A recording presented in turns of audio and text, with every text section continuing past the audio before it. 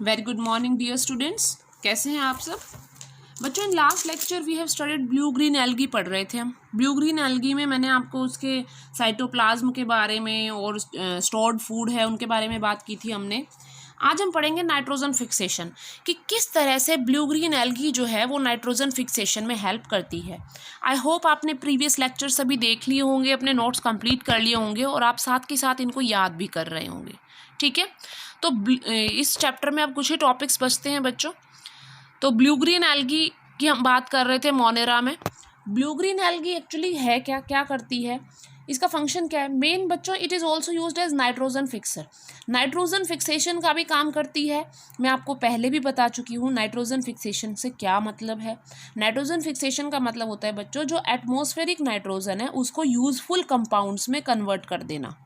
ठीक है, उसको यूजफुल कंपाउंड में कन्वर्ट कर देना।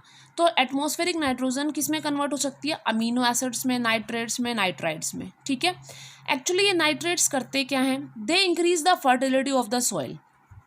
प्लांट जो है नाइट्रेट्स की फॉर्म में ही नाइट्रोजन को यूटिलाइज करता है। ठीक है, तो ये क्या करते हैं, अमीनो एसिड में नाइट्रेट्स में कन्वर्ट कर रहा है किसको, नाइट्रोजन को। और ये नाइट्रोजन जब इसमें कन्वर्ट हो जाता है तो इस तरह से जो फर्टिलिटी है सॉइल की वो क्या हो जाती है, इम्प्रूव हो जाती है।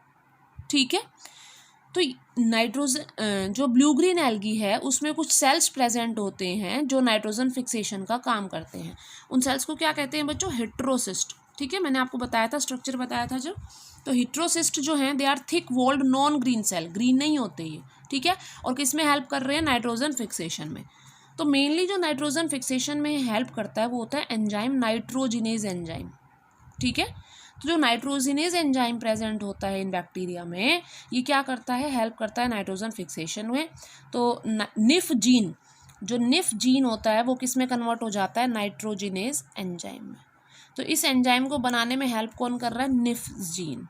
ठीक है, नाइट्रोजन फिक्सेशन इन बैक्टीरिया में दो तरह से हो सकता है बच्चों, symbiotic and free living. Symbiotic में बता चुकी हूँ आपको कि किसी के साथ एसोसिएशन में रहना, किसी दूसरे ऑर्गेनिज्म के साथ एसोसिएशन में रहना और फिर नाइट्रोजन को फिक्स करना, वो सिम्बायोटिक है। Free living means they can also survive as free living, किसी दूसरे के साथ एसोसिएशन में ना रह के अकेले ही नाइट्रोजन को फिक्स कर सकते हैं। ठीक है, सिम्बायोटिक में एग्जाम्पल है आपका प्लांट्स, एनाबीना और नोस्टॉक। ये ब्लू ग्रीन एल्गी के एग्जाम्पल है, एनाबीना, नोस्टॉक, जो सिम्बायोटिक फॉर्म में रहती हैं और प्लांट्स के साथ सिम्बायोटिक फॉर्म में रहकर ये क्या करती हैं, नाइट्रोजन फिक्सेशन में हेल्प करती हैं। ठीक है, they can also live as free living.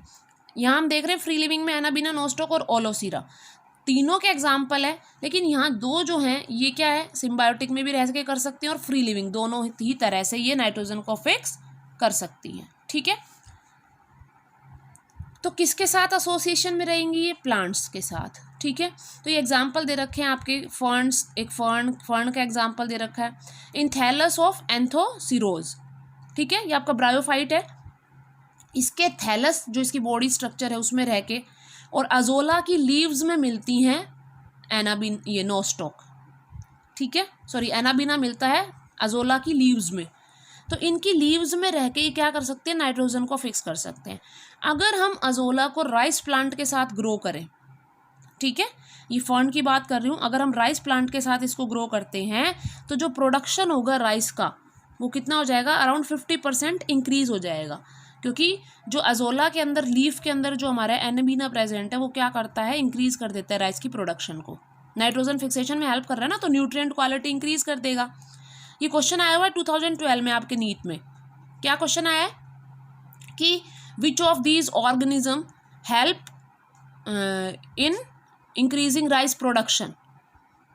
ठीक है, तो उसमें क्या आ जाएगा, एनाबीना। और एनाबीना किसके साथ, किसके लीव्स में रहता है, एजोला की लीव्स में। ठीक है, तो अगर हम जो राइस का हम खेती करते हैं, अगर उसमें हम ग्रो करते हैं इसको, अजोला को, तो अजोला को ग्रो करने के हमारा क्या बेनिफिट होगा कि जो नाइट्रोजन फिक्सेशन है उस एरिया की वो इंक्रीज हो जाएगी, क्योंकि अजोला की लीव्स में क्या प्रेजेंट है, एनाबीना। ठीक है, फ्री लिविंग की अगर मैं बात करूं तो एनाबीना, नोस्टॉक, ओलोसीरा ये फ्री लिविंग भी रहते हैं, फॉर्म में भी रहते हैं। ठीक है, तो ओलोसीरा क्या है बच्चों, एसोसिएशन में नहीं रह रहा वो प्लांट्स के, फ्री फॉर्म में रह रहा है। अगर आप पैडी प्लांट्स जो हो गए, पैडी फील्ड्स हो गए, दैट मीन्स राइस के साथ अगर आप इसको ग्रो कराते हैं, इसको जर्मिनेट कर देते हैं, वाटर के अंदर रहता है ये, ठीक है।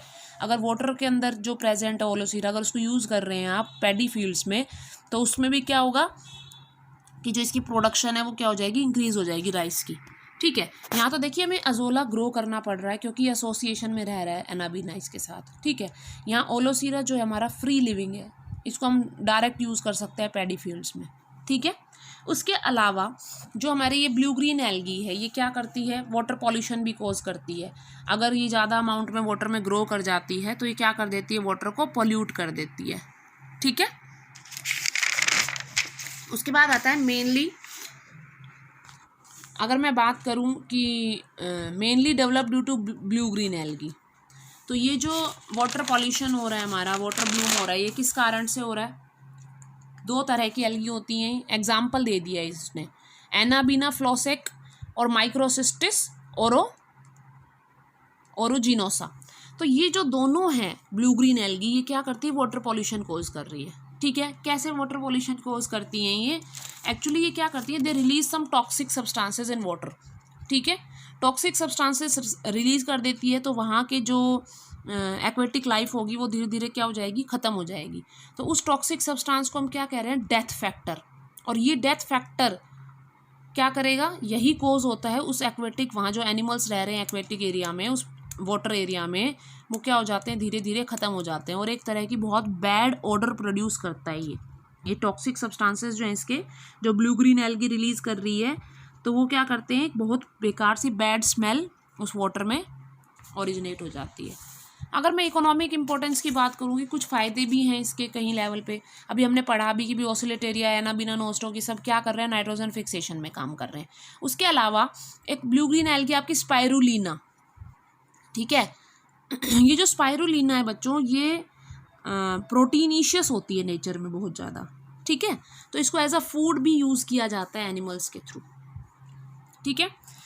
Other than that it also give fertility to alkaline soil.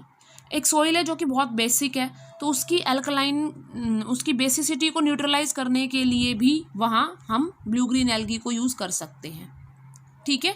तो ये क्या करती है blue green algae, they will release an acidic chemical जो इस एल्कलाइन को न्यूट्रल कर देगा।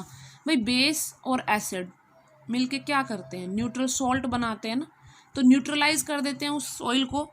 तो अगर कोई सॉइल जिसमें एल्कलाइन बहुत ज़्यादा है, बेसिसिटी बहुत ज़्यादा है, तो वहाँ हम इसको यूज़ कर सकते हैं, जिससे कि क्या करते हैं, एसिडिक केमिकल रिलीज़ करेगा और वो उसकी एल्कलाइन कंडीशन को क्या कर देगा, न्यूट्रलाइज कर देगा, ठीक है। Other than that it is also use as green manure. Green manure की तरह भी हम इसको यूज़ करते हैं। इसका एग्जाम्पल है एनाबीना और स्पाइरुलिना, ठीक है। इनको ग्रो करते हैं मैन्योर की तरह यूज़ करने के लिए। Other than that it also, देखिए टॉक्सिन रिलीज़ कर रही है तो उसका कुछ फ़ायदा भी है, नुकसान भी है। नुकसान हमने पढ़ लिया, डेथ फैक्टर कहलाता है। फ़ायदा क्या है, it inhibit the growth of mosquito and larva in water, ठीक है। जो मॉस्किटो है और जो लार्वा, मॉस्किटो के लार्वा जो ग्रो हो रहे हैं वाटर में, तो उनको ख़त्म करने के लिए भी हम क्या करते हैं, इन एल्गी, इसका ब्लू ग्रीन एल्गी का यूज़ कर सकते हैं, ठीक है। तो ये इसके कुछ इकोनॉमिक बेनिफिट थे। हार्मफुल में आ जाएगा आपका वाटर ब्लूम, मैंने बताया अभी, और पॉल्यूट कर देती है वाटर को अगर एक्सेस अमाउंट में ग्रो हो जाती है, ठीक है। तो ये कुछ एग्जांपल ये हो गया बच्चों, हमारा ब्लू ग्रीन एल्गी कंप्लीट हो जाता है यहाँ पे।